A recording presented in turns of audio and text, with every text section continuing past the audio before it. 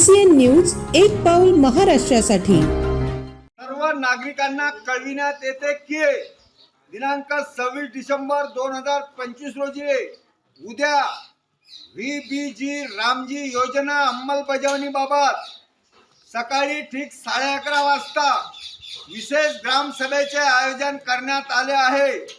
तरी सर्वांनी वेळेवर उपस्थित राहून सहकार्य करावे।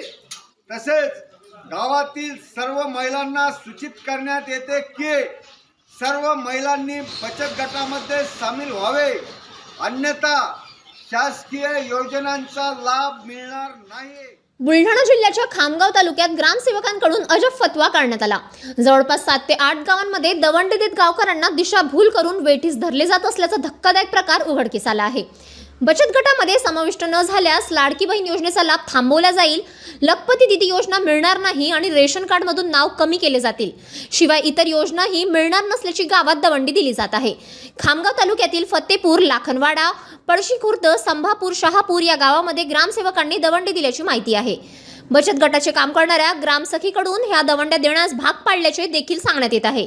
त्यामुळे आता या सर्व ग्रामसेवकांना वरिष्ठांकडून तसेच आदेश प्राप्त होते का, नसतील तर त्यांच्यावर काय कारवाई केली जाते याकडे सर्वांचे लक्ष लागले आहे। मात्र या अजब फतव्यांची जिल्हाभरात चर्चा होत आहे।